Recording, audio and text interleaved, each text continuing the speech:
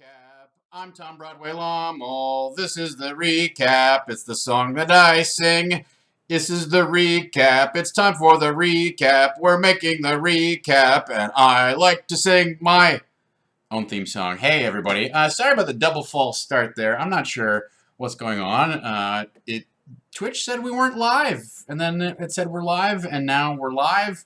So I'm a little tentative about whether, in fact, we're live. I won't know for sure until I see my own beautiful mouth moving on your gorgeous computer vision screen, which apparently it is. So great. Hey, everybody. Thank you so much for joining me. It's Thursday. It's 2 o'clock. It is time to talk about how the session went last night of Storm King's Thunder. We did our prep show on Tuesday. Today, I break it all down for you with sort of a lessons learned type of stream. That's what today's all about. And of course, I take your questions. So if you have something, pop it in the chat there. I will be happy to address it. Hopefully we'll have some time today. We have a lot of things on our agenda, but I don't think it's as much as maybe it looks like. So I think it's manageable.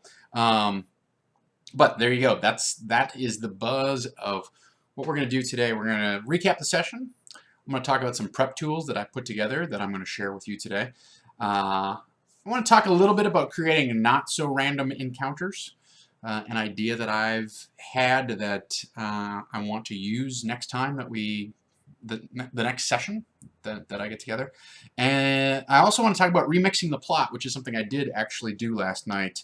And finally, we'll get back to the Q&A, right? So there you go. Welcome everybody who is just beginning to tune in, and just jump in as we go. Hello to everyone who's watching us on the YouTubes in the future.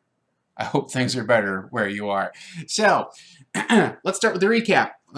When we last left off, the party had successfully slain the fire giants. They had this capstone infiltration mission, rescue the hostages scenario that I put together for the end of chapter 2. That was successful. So that was where we left off. We had a little bit of business that we had to do at the top of this session. So just sort of some things to kind of tie off some of the experiences that they had in Tribal War and some of the people that they had talked to, etc., as well as hand out the quest lines that feed into chapter 3, right? So I guess that's fine. They wanted to talk to, well, Darathra Shendril wanted to talk to them. So one of the things that I did was in our private Facebook group that I have to kind of wrangle the sessions was I just wrote up a quick aftermath post of here's 3 different NPCs that you have adventured with in this previous session, and here's what they have to say. Here's their response to the success of defeating these fire giants, right? So basically, Gelrin Fohammer was like, "Oh, you guys did a great job. That was an amazing." Thing. That commendation that I wrote you for King, what's his face, the King and Queen in Citadel Felbar, that is not going to go unrewarded, trust me. I also wrote up a little scene where Urgula Meltimer was like, "Oh boy, that takes me back to my days in Meltimer's Marauders," and then 2 of the characters actually, their dads served in Meltimer's Marauders, so they never put that together in the session, so I just put that together for them in this post. Like, oh, Urgula Meltimer's Marauders. Hey, wait a minute. So, and she said, boy, I wish your dads had been here. They really would have, they would have lended a great hand. I really wish that I can't remember the guy's first name, but basically what's his face is Morven, the old adventurer who had been with them. I wish he had been here. He had this great giant sling axe that would have really made short work of these guys. But he's probably giving it away to his idiot son anyhow, so whatever.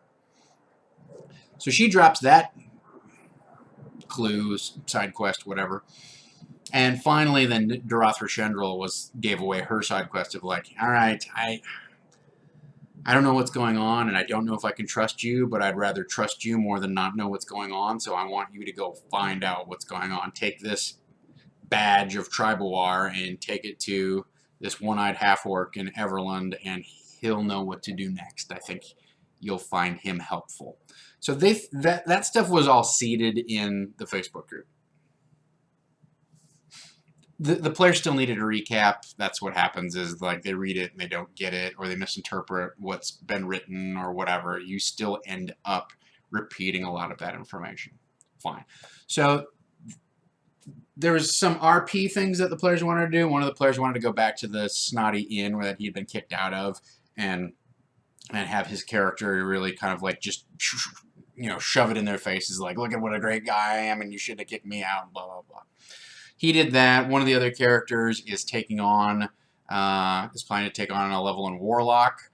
So he wanted to explore this dimension of, they had met the widow over in the Broken Windows, and he wanted to talk to her more about the shadow that was, you know, that had been affecting her. And we had this very creepy role-playing scene where essentially Gonadar kind of manifested himself through her and gave him his blessing, and then Gonadar murdered the old woman in the jail cell where she was awaiting trial. So that was creepy but fun. So that was also good. And finally, there, you know, I kept kind of fishing around, like, is there anybody else you want to talk to? Is there anybody else you want to follow up with? No. Earlham Stockspool basically is like, I don't know what you guys are doing, but I'm, you know, if Darathra trusts you, then let's not screw this up. You know, it's good for you to be in her good graces. Like, she's clearly a Harper agent, so get on her side. So you guys just report back to us what you learn, and that's good enough. So that tied off the business in Triboar. They were celebrated as heroes, and I reinforced that as they then decided to journey overland to Everland, right? So they mounted up, and we got into the overland travel part of the whole business. So first stop is Yartar. You know, and I rolled for a few random encounters there where mostly they didn't happen, but a knight did end up showing up, and so I picked one of the knight encounters out of the book. And it's supposed to be that his squire has been murdered by some giant, and will they go with him into the woods or whatever and try and track down the killer and take out the giant who murdered his squire, and here's his broken loot or whatever. Having just come out of a fire giant combat, I did not want to repeat that. So instead, what I decided to do was make that noble somebody who had actually served in the militia force that went after the two fire giants who attacked Triboar, and he basically brought this broken loot, saying, you know, my squire, I told him not to follow me into battle. He tried. He tried to obey me, but he really wanted to prove his worth, and he got murdered trying to take out that other fire giant. I don't know, you know, what role he's supposed to play in all this, but it seems like his time is over. Will you take this loot, you know, as a token of his memory, etc.? And so he gave the loot to the bard. It was a nice sentimental gesture. It was fine. But that's one way that I decided to kind of bend that encounter away from, let's not repeat too much. I don't like to have back-to-back encounters that are exactly the same. I don't mind doing callbacks and like building a theme and a motif, but, you know, it felt like too much to like, let's go fight another fire giant or whatever. So they had a random encounter with the knight. The nice thing is, like, he traveled with them the rest of the way to Yartar, and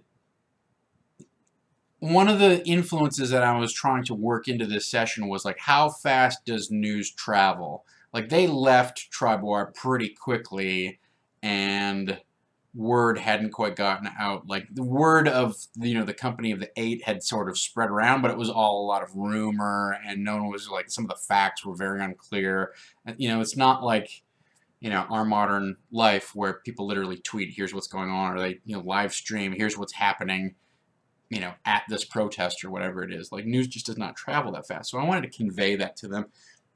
So they approach the citadel gates of Yartar, and they're like, halt, you know, who goes there? Who are you? And the knight who's traveling with them says, well, this is the company of the 8. These are the heroes of Tribewar. And oh, throw open the gates. And they went through, and it was clear they were getting favoritism. They were just passing through a bunch of security kind of checkpoints that normally they would have to get kind of shaken down for gold or whatever, what have you, right? So that was a nice way to convey that. So I'm going to talk about this a little bit later in this remixing the plot portion. But what I decided next was, okay, have your shopping spree. Like, if you need to buy things, this is a big city, much bigger than Tribewar. If you want to spend some of your money, buy new armor, get some potions of healing, like whatever you want is definitely available to you if it's in the PHB. You can get it here. It's not a big deal. They did a little shopping, and then at their hotel, or the inn where they were staying, I had this noble appear, Lord Dryland, and he invited them for an evening of gambling aboard his own private, basically gambling barge, right? His own private pleasure barge, if you want to call it that. And they were a little, skeptical of, especially, like, first they were like, oh yeah, great, and they were like, well, what does it seem like he's getting at? And they made some insight checks that were good. And I said, it seems like he's trying to, get the heroes of Tribewar aboard his ship so that everybody around him sees what an important and cool guy he is. Like, he's basically trying to bask in the reflected glory of your accomplishments. Okay, that seemed fine. And then of course, he has to bring up the fact that, well, don't bring any weapons on board the ship. Don't wear your armor. Don't bring any weapons. It's not that kind of party. And they were like, I don't. Yeah. They were very skeptical about that. So that's only natural, right? That's not a surprise that they were going to be inhibited by the idea that you can't bring your armor, you can't bring your weapons. But I underscored for them, like, those characters who grew up in Waterdeep and knew what a noble kind of what a noble's party was like. It's very common for them to say, check your gear at the door, because especially in a world where you could just pay 1,250 gold pieces to raise somebody from the dead, like, you'd stab somebody, just straight up murder them, who cares? Like, you get mad at them, I'll kill you, and then I'll resurrect you and show you, just who's really in charge here. So, it sort of makes sense that, like, well, there are other magical things that could happen, but, let's pretend that let's have some air of civility or decorum to this affair, rather than everybody showing up with their hired muscle and, with their whatever flaming longsword or whatever they have, right? So they go to the pleasure barge. I had tried to get them to bite on Ursula Meltimer's quest that Dojima Detective says, in medieval times it's common for town guards to take people's weapon for the duration of their stay. Same thing in the Wild West. Like, it's not an uncommon thing in, like, a D&D trope. It's just that players always, like, grade against it, because they always feel like, oh, this is where the DM's trying to screw us. And specifically, he's trying to screw the characters who are fighters, because anybody who can cast spells or who's a monk or who can shape change, they don't need their weapons anyhow. But without my weapons, I'm doing a D4 of punching damage, and I don't have my proficiency bonus, and everything about my character now sucks. So it's a very common narrative type of, what am I trying to say here? It's a very common framing device or stricture that you want to put on characters. Like, you shouldn't be wearing your armor and equipment. Don't bring your staff. Da da da da. But those things are really part of a character. Like, what a player thinks of, this is my character. And when you start peeling things off of them, you might as well tell them, well, why don't you come to the party, but don't bring all your hit points, right? So that's the difficult thing of creating a scenario which lives in this world of, oh, weapons or magic are banned here. You know, players feel like, of course, somebody's going to break those rules, and it's going to be the NPCs, and the DM is getting an unfair advantage on us that we shouldn't have to submit to, or we're at least going to reluctantly submit to. So it's tempting to make that scenario. Your players are going to rebel against that scenario. So you either have to reinforce, like, guys, it's going to be fine, like, kind of work your way into this, like, convince them, like, within the game world, you have had experiences where this happens and this makes sense, which is what I did. Or you have to demonstrate that there is a noted problem that the NPCs are having because they're not armed, right? So you have to show, oh, okay, this cuts both ways. But there's so many especially in a fantasy world, there's so many easily exploited loopholes that what it really turns out to be is you're overly punishing the fighter types and really not punishing hardly at all any of the magic users or people who don't rely on a physical weapon in order to express their power.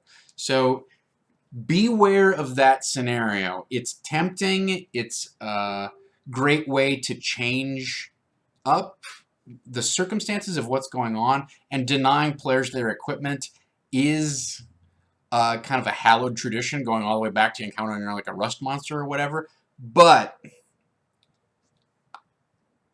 I've seen so many times over and over that players don't like it, right? It grates on them. They inherently feel like something unfair is being inflicted upon them. That doesn't mean you shouldn't do it. And that doesn't mean that they can't have fun inside of that paradigm, but they're gonna fight you on it, and you need to find a way to get them to buy into that stricture, that type of scenario. So what I did in my case was just reassure them, like, you know, and then I said, you know, are you planning to hide anything on your person? Are you going to do anything? And gave them ample opportunity to make that, you know, those concealment efforts. They still ended up getting mostly found out, but that's because they did crappy rolls. So what are you going to do? So as I said, they did accept this invitation. They did go down to the boat, and of course they got. I didn't say that they openly got searched, because I figured this is a noble's affair. There's a certain level of decorum which needs to be obeyed, and you don't want to embarrass somebody who's important, particularly like these new heroes. So what they do is they just sort of like eye people up, and they're like, you know what, can I take that from you, sir? So I had to make some stealth rolls. The one character wanted to sneak 2 daggers, and I had to make a stealth roll. He missed it by 1. So I was like, well, they find one of the 2 daggers that you have stashed on your person. He was fine with that. Then they put a bunch of weapons and stuff in a bag of holding, and I was sort of ambivalent on whether they would like recognize a bag of holding as something that they needed to search, or if they were just going to let them get by with it. And so I had the character of the bag of holding make a deception check to see, like, how are you keeping your cool to get on board the ship when you know you're smuggling all of these items that are not allowed. And he rolled a 3, and he's got an 8 charisma, and then I rolled like a 15 or whatever. So they were like, pardon me, I just need to see that. And they dump it upside down, and all of these weapons, and they had the Voinanod rod and whatnot, and all this stuff just falls out. And they're like, okay, well we'll put this back in the bag for you. Sorry about the mess, and we'll hang on to this here until you're done with your voyage. So enjoy the trip. There wasn't a whole lot they could do about it if they wanted to get on the boat. I explained that Lord Dryland was actually like very gracious, very cool, charismatic. They were expecting him, like I explained, you were expecting him to like just parade you around like a bunch of, you know, like celebrities, like, oh, look at who I've got, look who's with me. And instead he actually let them do like the stuff that they wanted to do and didn't hassle them or showboat them around the way they sort of expected, which was nice for them, right? And they did some gambling. They had this lavish meal. That way we got to kind of test some gambling rules. They had this great meal, they had this great dessert, etc., etc., etc. And then at the meal, they're seated at the head table so that everybody can see them, and they're seated with these 6 other nobles, 5 plus Lord Dryland. And at that point, I kind of let it drop that one of the nobles said something like, "Oh, this is a great time," and the cleric was like, "Oh yeah, I mean, look at all the food that's coming out. What else is going on? He's the best host." And the noble was like, "Yeah, you haven't been gambling with him yet." And he's like, well, "What does that mean?" He's like, "Well, he's a little cutthroat. He really takes his gambling seriously. Like he's known for being kind of a hothead when it comes to gambling." So that dropped, and of course everything kind of wraps up, and they have the bard stand up and sing the battle of the two giants and sing a couple other songs, and he performs okay, and the fighter rogue is getting drunk, and it's a decent kind of like express yourself, express your character in this role playing setting type of encounter, right? What do you want to do? Are you some sort of womanizer or whatever? Are you a gambler? Do you want to be left alone? Do you want to snoop around the ship a little bit? Do you just want to eat and hang out? How do you want to present your character to the world? So then dinner gets over with, and 3 members of the party end up getting invited to join what's essentially sort of like a craps table type of thing with Lord Dryland, and we get into a scenario where they're gambling, and they're allowed to either use their wisdom, their intelligence, or sleight of hand if they so choose, right? And so we sort of randomly set the DC, and anybody who beats it, the highest one wins, and everybody else loses. So you're all kind of like betting against each other, but you could all potentially lose. And Lord Dryland keeps sort of raising the stakes on everybody. Like every half an hour, the stakes go up, the stakes go up, the stakes go up, until finally it comes down to a showdown between the monk character and Lord Dryland. And Lord Dryland does get the upper hand quite a bit. And I was trying to steer it into a scenario where maybe... So at one point, during the initial, earlier gambling part of the phase,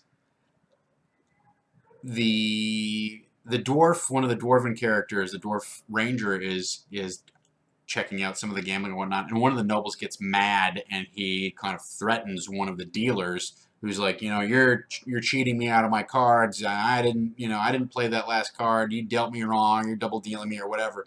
And this young kid, who's apparently like the head of security for Lord Dryland, comes walking up and is like, is there a problem? And the ranger character notices that this kid has this huge great axe that has this dwarven inscription on it that says Iron Biter, and it's very ornate, and it's got notches in the haft, and it's clearly like a weapon that's 10 times older than the kid is. But he's got this thing, and he asserts himself. So that was a callback to, okay, Ursula Meltimer had said that Zymorvan had given this axe to his kid. Well, I know in the background that the kid ends up in Yartar. They didn't follow up on any of that, but I was like, let's introduce this element since I know that's the way that it is, right? So the gambling scenario was really supposed to lead up to them having this showdown over the axe. And there were a lot of, initially 3 PCs were kind of involved in gambling, and they kept losing, and they kept losing, and kind of like stopped betting their money and whittling it down and whittling it down and whittling it down, until finally it was just the monk and Lord Dryland, and they both blew out their rolls, where the monk was rolling with advantage because somebody had spent inspiration, and he had a 2 and a 3 on the dice, but Lord Dryland rolled a natural 1, and before any money was touched or anything like that, he just glares at the dealer and he's like, "Those are cocked dice, and then he says, double or nothing or whatever, and he says, "Let's make it interesting," and the monk is like, "Well, what would make it interesting?" He's like, "If I win, I get that adamantium rod that you dropped on the deck of the, that you dropped back on the dock before you got on the ship. I want that thing." And he was like, "Well, what would I want?" and of course, the dwarven fighter is like, "You're supposed to ask for the axe. Ask for the axe." So they did. They did their best to stack the roles as they could with advantage and inspiration, all that kind of stuff. And in the end, it was this epic showdown where Lord Dryland rolled, I don't know, like a 5 and a 7 or something like that. And the monk Nat 20 did and won the axe. And there was a nice role-playing scene there where the assistant kid, you know, the kid security, chief of security kid, Captain Zymorvan was his name, you know, gets called over by Lord Dryland, and Lord Dryland was like, "Put your axe on the table." And he's like, oh, my father gave me that axe. He's like, "Put your axe on the table." So that was also a fun dimension to play in terms of like the kid watches like his boss gamble away his axe, and you know the monk is like, "Wow, well this is cool," and he just picks it up and takes it away. So that was, they accomplished what they needed to accomplish on this gambling junket. The rest of the night went relatively uneventfully. They got up the next morning, headed out, and made their way across the trail to Calling Horns, which is the next stop on their agenda on their way to Everland. There was a random encounter in Calling Horns overnight. As outlined in the book, the trolls attack, and the proprietor of the inn there. First of all, we had a combat where they put down the two trolls, and that was interesting and fun. It's 2:30 in the morning, and you know everything's great. The bard did end up inadvertently fireballing the dwarf who was standing next to the two trolls. I take that back. It was not inadvertent. The bard very deliberately dropped a fireball on them and was like, "I think he can take it. Here we go." So that's always a choice moment in a Dungeons and Dragons game when one of the spellcasters fireballs the frontline fighters because they got the hit points, they can take it. So in the morning, the proprietor of the Calling Horns Inn said, "Hey, listen, if you'll go find out why these troll attacks, they're happening every 2 or 3 days, and I'm starting to lose guys. We can't keep up with the number of trolls that are coming out of the Evermore. Can you please just go find out what's going on and see if you can put a stop to it?" There's a little bit of deliberation, but the fighter rogue really wanted to go do it and take care of it. All right, fine. So boom, away they go off into the Evermores, and we're in another series of random encounters in the Evermores, and I just basically pulled up the table and started rolling, and finally they got about a day away, and they made camp for the night, and I rolled a random encounter with 18 Uthgard barbarians, and rather than have those barbarians come through and attack them because it was getting late, I was like, you see a campfire, you can tell that something's going on. They sent a couple guys over there, and they saw, okay, well, there's 18 barbarians and a shaman over there who are performing some sort of ritual, and they've slain all these elk, and they're clearly about, trying to do something or invoke something, but you have no idea what it is. So that was essentially where we ended it. Like, you guys figure out what you want to do. Do you want to let them be, or do you want to mount and attack and go try and roust them? They're actually talking about maybe parlaying with those guys. So that's going to be an interesting thing to consider next week when we talk about the prep session. All right, so that's our recap. That's where we went. I feel like I've explained that to a significant degree. Those are the major events that took place. Let's talk a little bit about prep tools. So here are some things that I put together to help me manage this particular session, because this session was all about travel, and we talked about that on Tuesday. But I did a map. I want to maybe make this a little bit bigger, but basically, so what I did here was I took the high-res version of the map that was available to me, and I took some tracing paper. The big problem with the map that I have is the map that I have does not have all of the cities on it. So if you look at the one that's up there, it has the roads from Triboar to Yartar. It has the road, it has Calling Horns, it has Osterland's Hold, it has Everland, etc. On the map that I have, and I don't know, that doesn't zoom in too bad. The map that I have does not have several of those cities, and it does not have the roads. that's problematic for me. It's much, you know, much better drawn than mine is, but I didn't draw this in order to make a big artistic impression. I drew this thing. Look, they're the same size. I drew this thing basically so that I could have an idea of, here's the road. I could show the players, here's the road, here's where you're going to have to stop, here's where everything is in relation to each other, here's how far it is on the map. Just kind of a quick, like, quick reference type of thing. It is not meant to be a really nice handout. It's just meant to be, here are the places you're probably going to be stopping, just FYI. Right? So I put a map together. That was cool and important. The other thing, the other prep tool that I put together was a travel chart. And the thing that was important to me was this map is great in terms of, okay, I understand what path they're going to take. So, you know, in my planning, as we talked about on Tuesday, I know that they're going to go to Yartar, they're going to pass through Callinghorns, they're going to pass through Ostland's Hold, and then eventually end up in Everland. Then from Everland, there's probably going to be some plot lines that are going to take them to Citadel Felbar, right? They'll get some quests or whatever. And thanks for popping that link in there, Farquaad. I will point out that this and the next thing I'm going to show you are both in this battle map folder, right? They're under CH3 underscore Triboar travel times or whatever. So you actually have, I scanned this, you have this version in at your disposal. So this map was a good quick reference. What it doesn't have is it doesn't have any scale on it, and it doesn't give me a good idea of, okay, well, that's great that you're going from Triboar to Yartar, but how long is that actually going to take? What I put together is this travel distances little, I basically did a quick spreadsheet saying, all right, here's where we're starting, here's where we're heading. I did kind of a somewhat accurate measurement just using a little piece of graph paper to figure out, okay, how many miles away is it? And then I divided that distance by your slow pace. So your slow pace means you can do 18 miles in a day. Your normal pace means you can do 24, and your fast pace means I think you can do 30 miles in a day. Yeah, that's how it works out. And so I just did a spreadsheet that shows like how far it is at whatever pace to get from point A to point B. And then I also added a fourth column here called terrain type.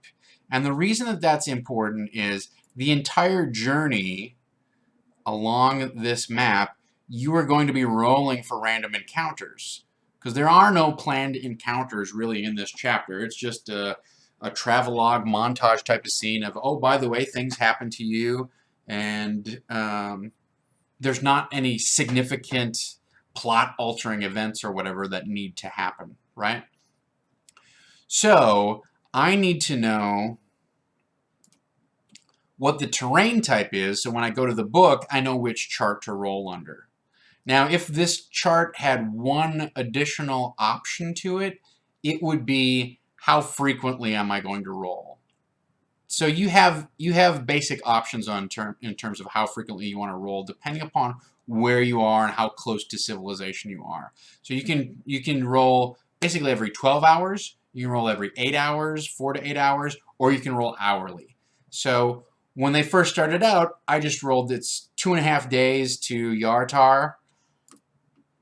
I rolled 3 times. I'm not going to make night checks. I'm going to roll 3 times. It's fairly civilized. There's a lot of travel back and forth. There's a lot of things happening. There's not going to be a ton of random encounters, right? So I rolled 3 times. I happened to get that night encounter on the 3rd day. That's fine. I incorporated that. That worked fine. It wasn't a combat encounter. I was actually happy to have a role-playing encounter at that point. Then from Yartar to Callinghorns, it starts to get more wild. So I rolled like every 4 hours on that.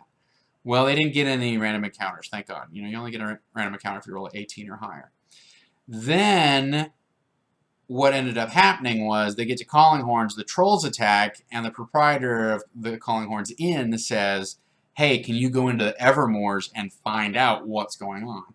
All right, fine. Well, I rolled for the 4 hours that was going to take them to get to the edge of the Evermoors, and then I started rolling hourly, and at the end of 8 hours was when I had the random encounter with the barbarian, Uthgardt barbarian tribe. So that's when I decided, okay, you guys are making camp. It's been a long day of traveling. You're making camp. This is how you, rather than encountering them, but you become aware of them, right? Maybe that's a different way. So that's an important thing that I wish was on this chart that I put together, was like, what's the frequency? But you kind of have to eyeball it, right? So as we get into more remote areas where there's a little less travel, so like between Everland and Silvery Moon, there's probably not a ton of encounters. But if they go around the south way, if they go from Everland over to Jalanthar, then I might roll random encounters more often. So it's okay that that's not on there. It it just gives us a terrain type to roll against, so I don't have to decide, okay, is this grasslands or is it hills? Like, I've gotten that out of the way ahead of time. So those are two tools that I put together that you have access to. They're in the Dropbox folder for Disorganized Play, along with all the maps and stuff like that. Anybody can have access to this. So if you want to use those, great. Ideally, what I'd love to do if I got some extra time, I would like to take these travel distances and then just blow them up for everything in the, all the major cities that are mentioned on the map, right? So you would be able to go, okay, Tri-Board or Westbridge is how much, da da da da da. I don't know if I'm going to get time for that. And also, these are somewhat unofficial. I literally just sort of like eyeballed, like, okay, in a straight line distance, that's 50 miles, but it looks like it curves a little bit. I'll add an extra 10 miles. That's 60 miles. How about that? But that's the buzz on those things. So now I want to talk about a little thing called creating not so random encounters. So those are two prep tools that I use to help me get into this session, right? And I will say the main challenge of this session was conveying that travel in a way that you as the DM do not seem bored by the idea of random encounters, right? Because, I mean, it's very easy to fall into that, all right, I'm gonna roll, no, nothing. All right, 4 days pass, you're another 120 miles down the road. Anyway, here's the deal. That's a very easy trap that I myself fall into, is just that it's an exercise, that it's kind of like a mechanical encounter grinder, that you have to like pour the dice in the hopper and then see if something comes out. And then if something does come out, you're like, if nothing comes out, it's disappointing because you're like, well, travel is just a travel thing. And if something does come out, it can also be disappointing because it's like, all right, so I'd really like to get on with the main plot, but the mechanics here say there's this random encounter thing, so let's spend 15 minutes talking about this thing that just came up. Like, that's the double-edged sword of this particular structure, this encounter structure, right? So that's the trick. So my suggestion to you, and this is not something that I did in prepping for yesterday's session, but it's something that I would like to do prepping for next week's session. And I call that creating not so random encounters. So essentially what that means is I'm planning to roll these random encounters ahead of time. And so I know whether the next 3 days are going to have any events attached to them or not. And then if they do have events attached to them, I have some time to kind of turn over in my mind, okay, what's that encounter going to be like? Like, is it something that I want to dispose of quickly? Does it warrant like having some spotlight shown on it? What can I do to bring this journey to life? So it seems, I don't know, maybe it seems kind of basic, but I would like to roll the random encounters ahead of time because I know I have all of this travel. Let's make those checks ahead of time and take over the job of, let's kind of like pre-process some of the improvisation that needs to happen here. So rather than getting kind of caught in this mechanical exercise of like, is something going to happen? And then if it does happen, well, what is this? And who are these people? You know, and it happened last night where I rolled up, okay, Uthgardt barbarians and see Appendix C, and then they're da-da-da-da, and I'm like looking to try and figure out what tribe they are and who would even be in the Evermores, and I can't find any information about the Evermores, and like, where's my Volo's guide? You know, one of the older ones, and maybe it has some information, and you know, I'm missing all of those things that like I'm having to come up with facts on the spot, just kind of pulled out of what's in the book. So instead of putting yourself in the hot seat like that, let's roll ahead of time. You can always edit them out if they don't make sense or whatever. But now I can go, okay, they're going to be journeying in the Evermores for another day or two. How do I, number one, make that engaging and interesting, describe some things that they might see, and then also tie it into the larger plot as, you know, in a meaningful way if I want to, maybe foreshadow some stuff, or do a callback to the fire giants moving through the swamp and they figure that out. You know, let's create some random encounters that we can then attach some meaning to ahead of time, or at least start chewing over, like, what could the connections be? How could we organically combine all of these things and integrate them into the story that's unfolding, rather than turning it into a kind of a somewhat meaningless, tossed off, one-shot encounter that didn't only involve the plot insofar as there were giants involved, right? So, kind of, you know, we're going to do a little preparation for cooking here is my idea. So I would encourage you to think about that when you're prepping a session that is so open-ended like this is, and so reliant on travel and random encounters. Roll them ahead of time. There's nothing in the book that says, oh, you have to roll these on the spot. You know, you have to come up with what's cool about it. And like, you have to use what's in the book right there. Like, that's no, don't deny yourself the opportunity to come up with something more interesting than what's in the book. So that's creating not so random encounters. You're still making random encounters. You're just polishing them, right? Remixing the plot. So this is something that that I did this session pretty extensively, right? So in the story as written, they're supposed to, or an opportunity that's available to them is to pick up on Ursula Meltimer's quest line and journey to Zymorvan Hall and find out that Lord Zymorvan has indeed given his giant slaying great axe to his son in Yartar, who then promptly took off and like took up with some thief woman and married her, and then got caught by the captain of the guard, and the captain of the guard has the thing, and nobody really misses him, and I like all this stuff, right? That's what's supposed to happen. They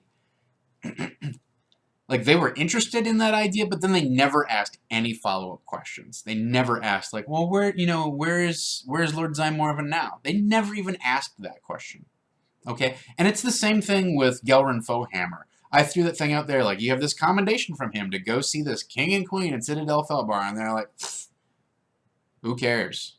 Right? It doesn't mean anything to them. For whatever reason, they have not picked up on that plot hook. And so what I have chosen to do is I've brought the plot hooks to them. I've hooked the plot hooks into them rather than having them reach out and grab the plot hooks, right?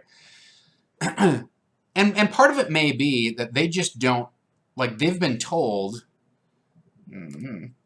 that's not the map that I want to show. They've been told that Citadel Felbar, which is way up here, is a long way away. It's a long distance to travel, right? So they may have just thought, like, well, this commendation to this king and queen up in Citadel Felbar, well, why would we follow up on that? It's going to take us forever to get there. And for them to go, what? Good job? Congratulations. So so they chose to ignore that. That's fine.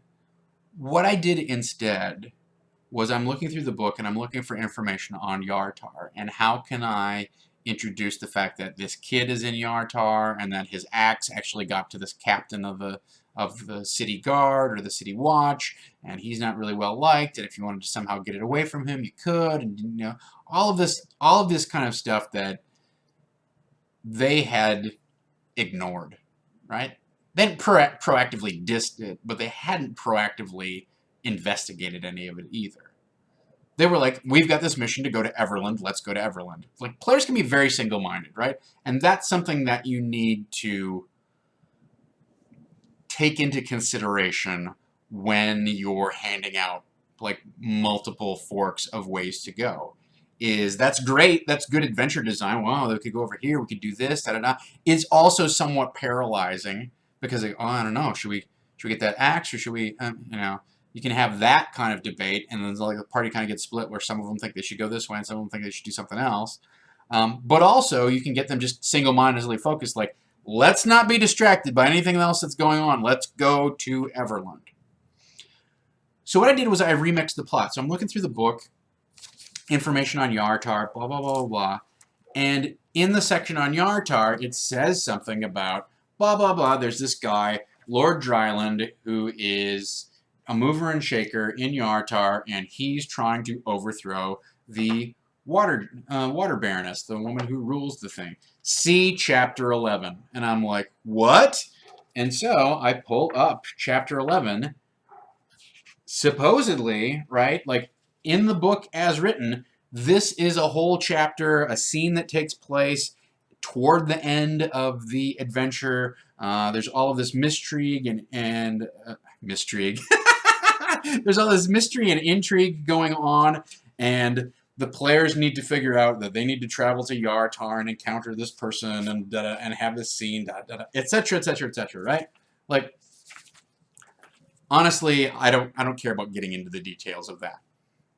What I do care about is they've got this whole personality and locale attached to Yartar, which is all detailed in the book. Well, I'm not beholden to play the adventure in order, right? Or to, you know, well, I can't use that chapter because that's chapter 11 and we're only in chapter 3.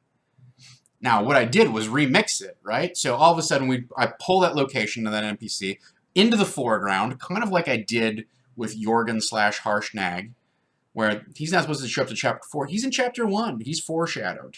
They encounter him. When he comes back later, or he calls for them later, they're going to be like, great. Oh, yeah. Hey, Jorgen, what's going on? What happened? We want to know. Did you get your axe? I have not gotten my axe. So I did the same thing with this Lord Dryland. I wanted to introduce him. I wanted him to be friendly. I wanted him to be charismatic. I wanted them to go on a gambling junket on his boat. I wanted him to show them the time of their life. I wanted them to have a huge victory. They won a giant slaying axe there, right? So then I think to myself, well, how can I incorporate this quest line if they're not proactively going after it? I want to streamline the action. I want to make the plot. I want to make the plot linear, but I don't want to have to go to a bunch of. I don't want to have to go up to Zymorven Hall and then back to Yartar and da da da da. Like, that was not. That's just adding more travel time to an already travel-heavy chapter. So how can I streamline this? That was my goal, and what I ended up with was Lord Zymorven did give the axe to his son.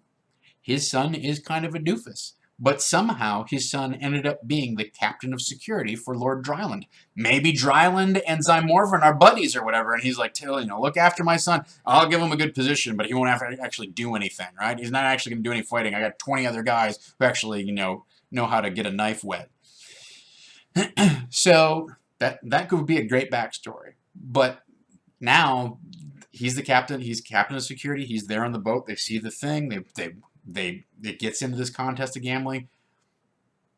When they find one of these gambling chips, which later on will prove to be kind of the connective tissue to lead them back to Yartar and what's going on with Lord Dryland and his various political machinations behind the scenes, Number one, they have a great reason to recognize it. I don't just have to go, oh, well, make an intelligence investigation check.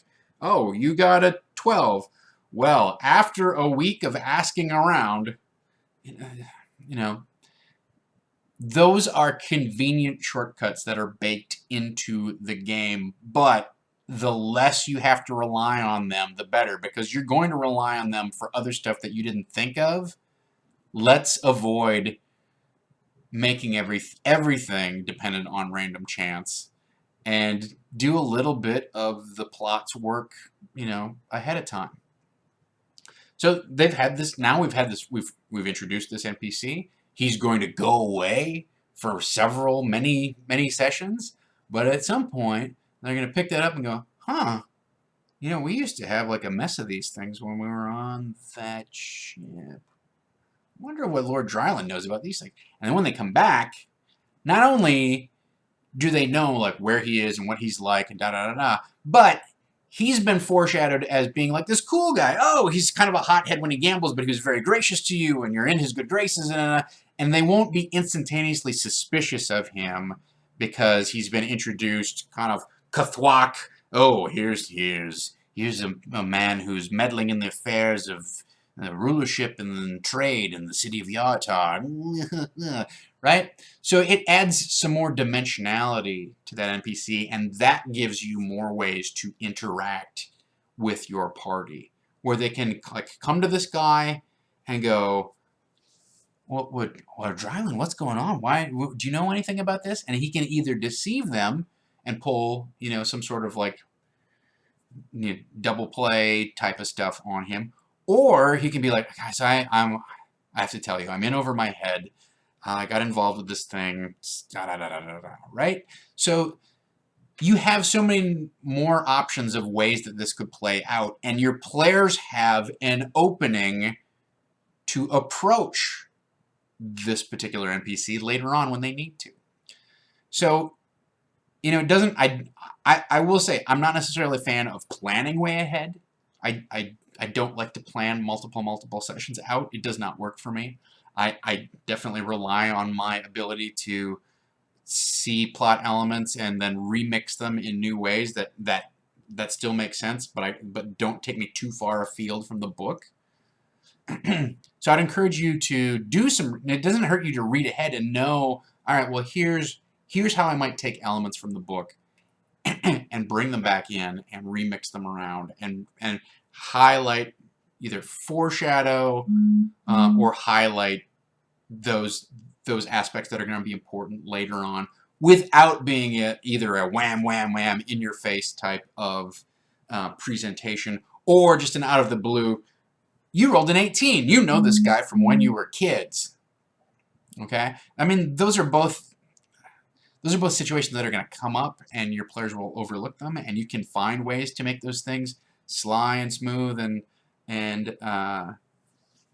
organic, and integrate them. But don't be afraid, especially like if you look at like what an important character Felgalos, the Copper Dragon, is. Like, bring that guy in and have them encounter him, so they have some empathy for him. They have a reason, some attachment to him, to make that character somebody that they want to interact with in more of a three-dimensional way, as opposed to just a pure rules mechanical way of rolling dice. And did I persuade him? Did my charisma check work? Did my intelligence investigate? Did my insight check work? You'll need to do those things as much as you can anyhow, but if you can create a situation where they feel like they already have an in and a way to approach the situation, that's a winner. So don't be afraid to remix the plot, even though this is a Chapter 11 thing. I took out all of the weird skeeziness of him having an octopus on his shoulder or whatever weird stuff that he had. Took all that skeeziness out, reinforced him as a friendly character who's trying to be cool. He's a little bit of a hothead.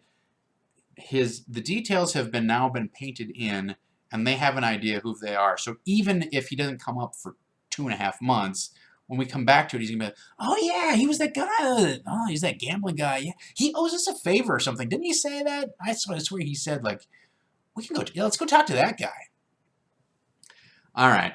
I did promise you a little bit of time for Q&A today. If you have something, throw it in the chat. We are getting close to the end of our hour here, so if you have something important that you want to discuss, I will be happy to address it briefly today. I'm sorry that my recap ended up eating a little bit more time, but I think we touched on some important topics here with the prep tools and the random encounters and remixing the plot. I think those are important, just general advice for general DMing advice that I think is going to serve you well here.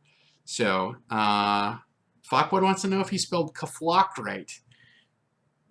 I don't remember in what context I said kaflock. Maybe I meant kafwock, C-A-H-F-W-O-C-K. Kind of like kafockwad. Huh? See, did you see it? How about that? Improvisational genius. Speaking of improvisational genius, at 4:30 today, I will be over on Geek and Sundry doing the Dungeons & Dragons improvised campaign show. If you have not seen that show, it's super fun. I will also be performing in it live Friday night at 9:30. If you live in the Los Angeles area or you are visiting, you should get tickets ahead of time because they are having an improv festival going on right now, and they've got acts from Norway and all over the place who are coming in participating.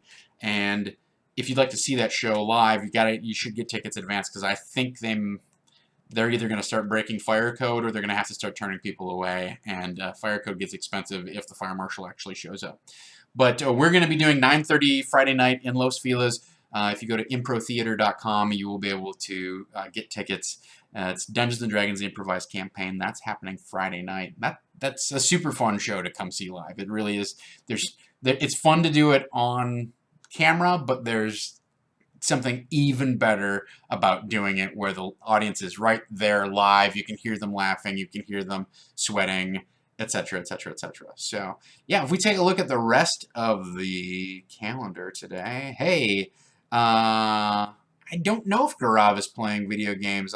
Usually he has this thing called I Have Time for Games. I'm not sure if that's happening tonight. It's not on this version of the calendar that I have, but they might have updated it. Tomorrow night is a special noir edition of Never Tell Me the Odds. James V, 1971, are you playing in tomorrow night's game when we once again see your lovely face on our stream since you happen to be in town? I'm curious about that, but Mr. David Crennan is hosting that, our Star Wars Edge of the Empire game. Saturday at 12:30, Masks is our Powered by the Top Apocalypse Teen Titans style game. 5 o'clock is a special modern session of Phoenix Dawn Command, hosted by Mr. Sax Carr. And then Sunday, you can go back and watch whatever you would like to watch on the YouTubes. We don't have any regularly scheduled programming going on, but that doesn't mean that you can't go back and watch Disorganized play if you missed it. You go back and watch the epic finale of Monday Night Dungeon Fight Season 3, A Battle for the Ages. James V, Adam Vitello, Tracy King, and Eric Reichert all competed for the crown of champion, Season 3 champion. And I'm going to just, let you live in suspense as to who actually won the night that night. It was a very close game. It basically just kind of like came down to whether one magic item entered the game or not. I'm not going to say any more about it than that. But those are all things that are happening. So that is the buzz. That's what's going on this week. Of course, we have a new Loot Crate. We're a new Loot Crate partnership or whatever. We have a promo code. If you go to lootcrate.com/savingthrow and enter the code savingthrow, you can save 10% on a Loot Crate subscription. So if you have a holiday nerd in your life, you don't know what to get them, why not sign them up for a little Loot Crate subscription? That's about it for me. I will be back next Tuesday at 2 p.m. I will not be on Monday night. That's proficiency check. But I will be back next Tuesday for our another prep session of Disorganized Play. So thank you guys so much for joining me. It has been a great stream here, and I hope you all learned something. Please go visit the Dropbox and pick up the travel chart that I put together for the Triboar area, or just pick up this map if you'd like. A map that's kind of got some handmade charm, but also it has the roads and the cities on it that aren't in any of the versions that I've seen released so far. It matches up a little bit more accurately with the book. So that is that is today's installment of Disorganized Play. Thank you so much for joining me, and until next time, let's dungeon. Yes, I did it right again!